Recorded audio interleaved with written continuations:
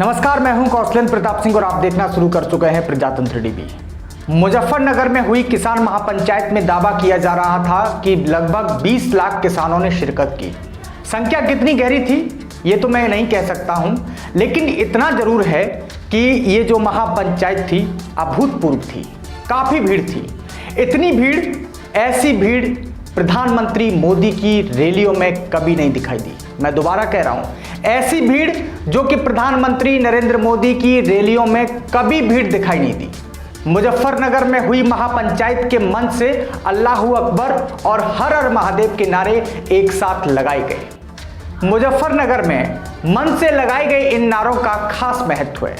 मुजफ्फरनगर में हुए दंगों में के दम पर सांप्रदायिक ध्रुवीकरण का सहारा लेकर एक ही पार्टी प्रचंड बहुमत में सत्ता में आई थी और यह प्रचंड बहुमत को देने में पश्चिमी उत्तर प्रदेश का बहुत बड़ा हाथ था।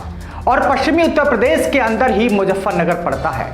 मुजफ्फरनगर में आए हिंदू मुस्लिम दंगों ने निश्चित तौर पर पश्चिमी उत्तर प्रदेश के साथ साथ पूरे प्रदेश में भारतीय जनता पार्टी को मजबूत किया था। लेकिन कल जो महापंचायत में लाखों की भीड़ के बीच हिंदू मुस्लिम एकता के ऐसे नारों ने कहीं ना कहीं बीजेपी को जरूर परेशान किया होगा, बीजेपी के रणनीतिकारों को चिंता में जरूर डाला होगा। कुछ ही दिनों पहले उत्तर प्रदेश बीजेपी के ट्विटर हैंडल से एक ट्वीट किया गया था जिसमें कार्टून पोस्ट किया गया था, जिसमें कार्टून के अंदर उत्तर प्रदेश के मुख्यमंत्री योगी आदित्यनाथ एक किसान का सर पकड़कर घसीटते हुए ले जा रहे हैं।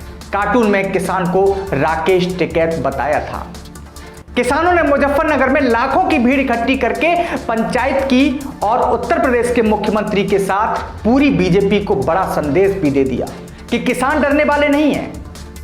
जिस तरीके से मुजफ्फरनगर में मंच से हिंदू मुस्लिम एकता के नारे लगे, अगर यही एकता चुनाव तक कायम रही तब निश्चित तौर पर पश्चिमी उत्तर प्रदेश में बीजेपी को बड़ा झटका लग सकता है। वैसे भी उत्तर प्रदेश सरकार पर आरोप लगते रहे हैं कि वह पुलिस प्रशासन के दम पर लोगों की आवाज को दबाने की कोशिश करती रही है।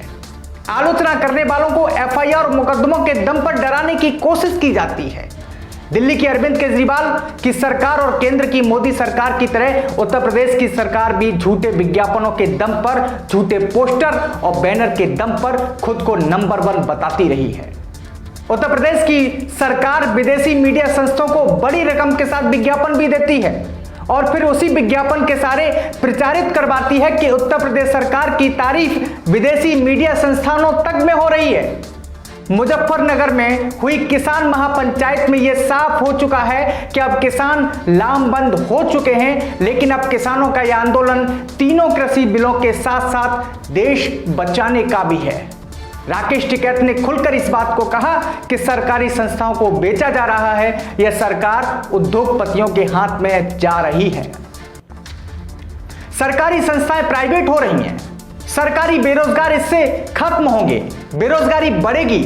अब यह आंदोलन कृषि बिलों के ऊपर उठकर पूरे देश की समस्याओं से केंद्रित हो चुका है।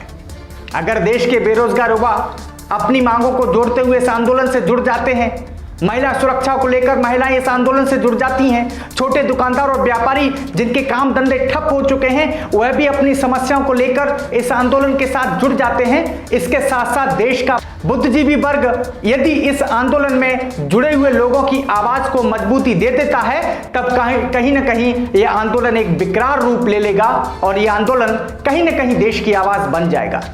यह वह आवाज होगी जो मोदी सरकार को सुननी पड़ेगी। इसके साथ साथ यह आंदोलन से मध्यम वर्ग बहुत जल्द जुड़ता हुआ दिखाई देगा, क्योंकि पेट्रोल डीजल और एलपीजी की बढ़ी हुई कीमतों का असर हर वस्तु पर पड़ रहा है। इसका प्रभाव मध्यम वर्ग पर साफ दिखाई दे रहा है। यदि आपको याद हो, यह सरकार पेट्रोल डीजल और एलपीजी की बढ़ती कीमतों को लेकर आई थी। इसके साथ साथ 2014 से पहले की सरकार के खिलाफ अन्ना हजारे और बाबा रामदेव जैसे व्यापारियों ने चंद उद्योगपतियों और आरएसएस के इशारे पर भ्रष्टाचार और काले धन को लेकर आंदोलन किया था, जिसका सीधा फायदा बीजेपी को हुआ था। आज अन्ना हजारे और बाबा रामदेव जैसे व्यापारी देश की जनता की समस्याओं पर चुप्पी साधे हुए हैं। अन्ना हजारे और रामदेव जैसे लोग आज देश की जनता के सामने एक्सपोज हो चुके हैं और वह आंदोलन भी पूरी तरीके से एक्सपोज हो चुका है जो कांग्रेस के खिलाफ हुआ था। लेकिन आज किसान अपनी मूलभूत समस्याओं को लेकर सड़कों पर है। सरकार द्वारा उद्योगपतियों के हित में लाए गए कृषि से जुड़े हुए कानूनों का विरोध में सड़कों पर है। इसके साथ देश का अलग अलग वर्ग अगर इस आंदोलन से जुड़ जाता है तो कहीं ना कहीं यह आंदोलन सरकार को कुर्सी से उखाड़ फेंक सकता है।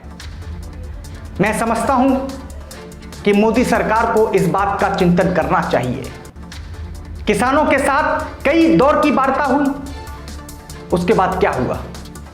परिणाम शून्य रहा, क्योंकि मोदी सरकार में जो मंत्री हैं उनके पास अधिकार नहीं है कि वो किसानों के साथ बैठकर चर्चा करके इस समस्या का समाधान कर सकें। तो आगे ही देश दुनिया की तमाम बड़ी खबरों को जानने के लिए देखते रहिए प्रजातंत्र टीवी। नमस्कार।